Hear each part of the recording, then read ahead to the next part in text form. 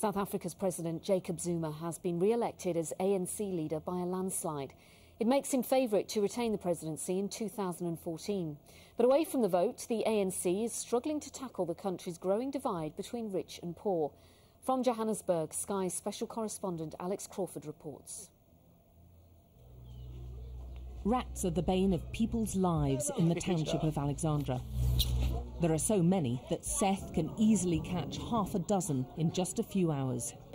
The problem's so bad, a charity's giving away a mobile phone for every 60 rodents brought in. Hundreds and hundreds have been caught. Pete has caught 93 just today. So he's getting the third phone for his hard work. Alexandra Township is where a young Nelson Mandela first had a home when he moved to Johannesburg. Now it's an embarrassing reminder of just how far South Africa's leaders have yet to go in pulling their people out of poverty. All right. Many, like Seth, have not seen any change at all in their lives post-apartheid. He's lived most of the last 2 decades in a one-room shed plagued by rats. Yeah, you see, the rats, they just bite us, and then I think even me myself, they bite me when I was sleeping here. Here is where I spend my time, you know. A world away in the same city, Puleng lives on one of the smartest estates in Johannesburg. This is Aldo, this is Gianmarco Lorenzi, and Kristen Lobertons. She has a cupboard full of designer clothes and shoes. This is it's our family room. She's part of South Africa's fast-growing black middle class, now the same size as the country's white middle class. But the gap between rich and poor is growing ever wider too.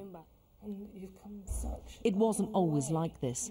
Puleng grew up in Sebokeng Township and saw her first murder as a child. It is. That's why I say it didn't come easy, and I was not lucky. I've worked hard. My parents, they work hard. They've worked hard for me to be this woman that I am today. That's why, for me, Sebokeng issue, it's so touchy.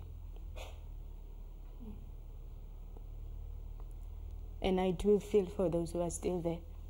But I'm glad now that they can see the things that I saw. I was only 9. She fears a repeat if the government doesn't help the millions still living below the poverty line. ANC did good things, but now they are losing the plot. Because me, I don't want to go back there. I don't want my kids, my family to go back and see what I saw. Because I think if we don't change things in South Africa, we're going to go back there. In Alexandra, they're still waiting for change, still waiting to share some of the riches of the continent's wealthiest nation. Yeah, you see, we still stay on the shed. This is the promise us the houses, and then no, there's no houses we can get it. And those still scrabbling around for a living, left behind in poverty by their liberation leaders, are getting impatient. Alex Crawford, Sky News, Johannesburg.